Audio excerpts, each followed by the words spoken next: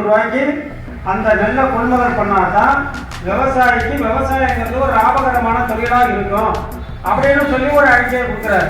விவசாயி உற்பத்தி பண்ணக்கூடிய பொருளுக்கு ஒரு 50% லாபத்தை வச்சு கொள்முதல் பண்ணணும் அப்படின்னு சொல்லி அறிக்கை கொடுக்குறாரு.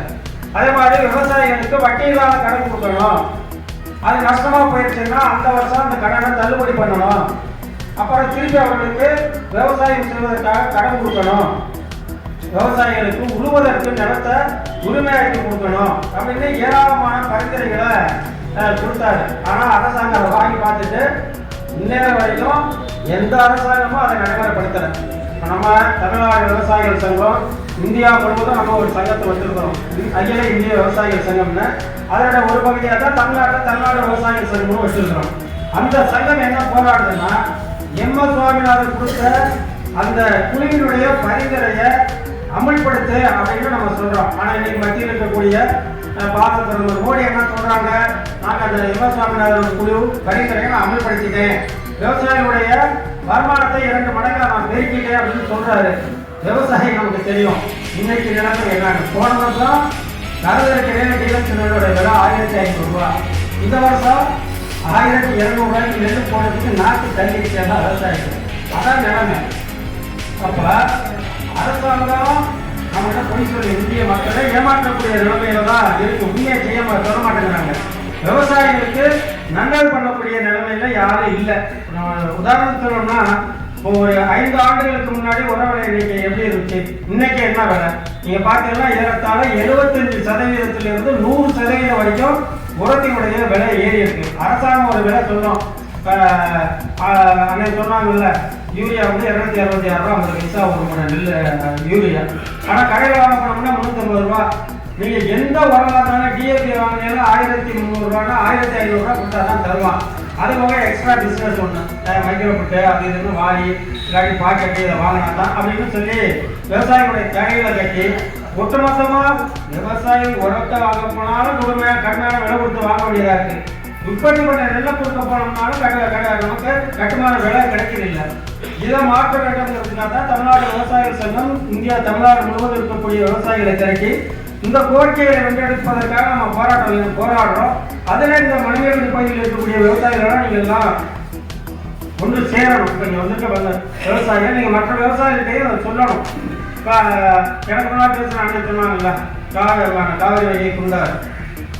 ஏன்னா நம்ம இப்போ நீங்கள் பார்த்தீங்கன்னா ஆவுடையார் கோயில், மணமேல்குடியில் ஒரு பகுதி, அறந்தாங்கியில் ஒரு பகுதி, அதே மாதிரி திருமயம், அரிமளம், இந்த மாதிரி விராலிமலை, உன்னண்டா கோயில் இப்படி போயிட்டேன்னா இந்த நம்ம புதுக்கோட்டை மாவட்டம்னு ஒரு வறட்சியான மாவட்டம். மழை பெஞ்சா தான் விவசாயம். இப்போ நீங்கள் அறந்தாங்கியில் ஒரு பகுதியும் மணமேல்குடியில் ஒரு பகுதியும் மட்டும் அந்த மாதிரி தர்மக்குடி இந்த பகுதியில் ஒரு சில பகுதி மட்டும்தான் சிஎம் தண்ணி வருது. பாக்கி எல்லாமே மழை பெஞ்சா விவசாயம் அப்படிங்கிற நிலைமையில தான் இருக்கிறோம். அப்போ இந்த புதுக்கோட்டை மாவட்டத்தினுடைய விவசாயிகளுடைய வாழ்க்கையில ஒரு மறுமலர்ச்சியை ஏற்படுத்தணும். இவர்களுக்கு தொழிலை அதை செய்யக்கூடிய தொழிலை உத்தரவாதம் பண்ணணும்னா இன்னைக்கு அரசா காவிரி வைகை குண்டாருன்னு நம்ம கோரிக்கை, அது ஒரு 200 ஆண்டு கால கோரிக்கை, விவசாயிகளுடைய கோரிக்கை. ஆனால் அதை இன்னைக்கு அரசாங்கம் செய்யலை. இப்போ காவிரி தெற்கு வெள்ளாறு அந்த இணைப்பு திட்டத்தை நடைமுறைப்படுத்திட்டு இருக்காங்க. அதுக்கான வேலை என்பது நடந்துகிட்டு இருக்கு. ஏற்கனவே கர்நாடக ஆட்சியில் இருக்கையில கட்டளை கால்வாய் அப்படிங்கிற இடத்துல அது 1 கோடி ரூபாய் அவர் தடுப்பணை கட்டி வச்சிருக்கிறாரு. அந்த கட்டளை கால்வாய்ங்கிற இடத்துல இருந்து புதுக்கோட்டை மாவட்டத்தில் இருக்கக்கூடிய கவிநாட்டு கம்மாய்க்கு தண்ணி கொண்டு வந்து இந்த தெற்கு வெள்ளாறுல விடுறது. தெற்கு வெள்ளாறுனா உங்களுக்கு தெரியும், தாவராடு வழியாக வர்ற அந்த வெள்ளாற்றில் தான் தண்ணியை கொண்டாந்து விடணும்.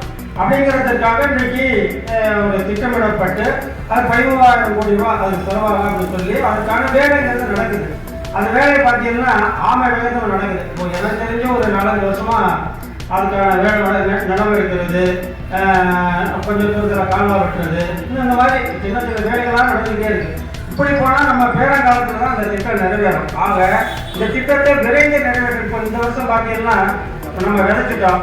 விதைச்சி பயிர் முளைச்சி வெளியே வந்தபோது மழை பெஞ்சிச்சா, மழையே பெய்ய மாட்டேங்குச்சு. ஐப்பசி மாதமெல்லாம் மொத்தம் வறட்சி. ஏன்னா அந்த வருஷம் விளையாது அப்படிங்கிற நிலைமை தான் இருந்துச்சு. விவசாயம் பண்ணுற ஒரு அதாவது ஒரு நட்டமான தொழில் அப்படிங்கிற மாதிரியான சிந்தனைக்கு வரக்கூடிய சூழ்நிலைக்கு இங்கே மாறிட்டோம்.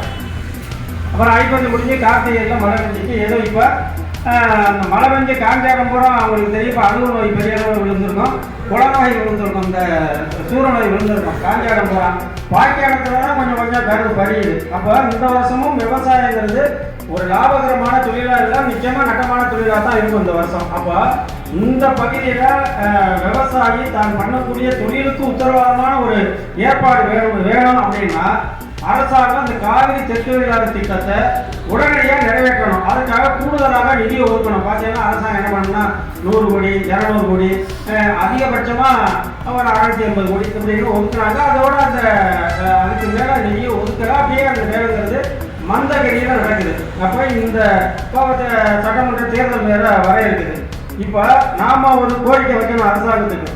அதாவது காவிரி தெற்கு வழியாறு திட்டத்தை நீங்கள் இந்த ஆம வேகத்தில் நடத்துறீங்க, இதை உடனடியாக கூடுதலான நிதியை ஒதுக்கி ஒரு 2-3 ஆண்டு காலத்துக்குள்ள நிறைவேற்றி தரணும் அப்படிங்கிறதுக்காக ஒரு கோரிக்கை வைத்து நம்ம இந்த அறுவடை முடிஞ்ச உடனே ஒரு கோரிக்கை மாநாட்டை அவனோட இல்லாட்டி மனைவி இந்த 2 பகுதிகளில் இருக்கக்கூடிய விவசாயிகளை ஒருங்கிணைத்து ஒரு இடத்துல ஒரு மாநாட்டை பிரமாண்டமாக நடத்துறது அப்படின்னு ஒரு ஏற்பாடை நான் பண்ணிட்டு இருக்கிறோம். அதுக்கு இங்கேயும் அதற்கான ஏற்பாட்டை பண்ணும்போது நீங்களெல்லாம் அதுக்கு ஆதரவு தரணும்னு நான் கேட்டுக்கிறேன்.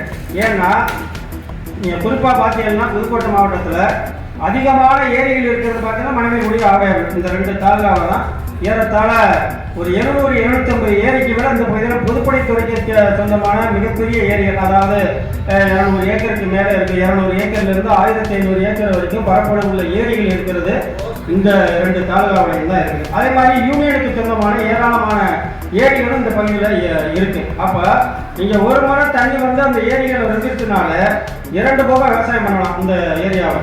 இப்போ விவசாயிகள் வந்து பயப்படாமல் விவசாயம் பண்ணலாம். தண்ணி இல்லை, அதாவது மற்ற வேலை என்ன காரணமாக இருந்தாலும் தண்ணி இல்லைங்கிற அந்த காரணம் அந்த பயம் இல்லாமல் விவசாயம் பண்ண முடியும். ஆக அந்த காவிரி தெற்கு வழியாறு திட்டத்தை நிறைவேற்றுவதற்கு ஒரு கோரிக்கையை உருவாக்கி அதற்கான மாநாட்டை அதாவது ஒரு பிப்ரவரி மாதத்திற்குள்ள நடத்துவதற்கான ஒரு ஏற்பாட்டை பண்ணுவோம். அப்போ அது நீங்களெல்லாம் ஆதரவு தரணும். இந்த பகுதியில் இருக்கக்கூடிய விவசாயிகளெல்லாம் அந்த அந்த மாநாட்டில் வந்து கலந்து கொண்டு அந்த கோரிக்கையை வென்றெடுக்கணும். அதுக்காகத்தான் அந்த ஏற்பாடு பண்ணுறது இருக்குன்னா அந்த கோரிக்கையை நிறைவேற்றணும். அந்த அரசாங்கம் சரி இந்த பகுதியில் இருக்கக்கூடியவர்கிட்ட நம்ம வாக்கு வாங்கணும்னா நிச்சயமாக இந்த திட்டத்தை இந்த புதுக்கோட்டை மாவட்டத்தில் இந்த திட்டத்தை நிறைவேற்றுவதற்கு கூடுதலான நிதியை ஒதுக்கணும் அப்படிங்கிற அந்த மனநிலையை அரசாங்கத்துக்கு உருவாக்குவதற்காக அந்த மாநாட்டை ஏற்பாடு பண்ண போகிறோம். அதுக்கு நீங்கள் ஆதரவு தரணும்னு சொல்லி இந்த நேரத்தில் கேட்டுக்கொண்டு ஏராளமான கோரிக்கைகளை வச்சிருக்கிறாங்க.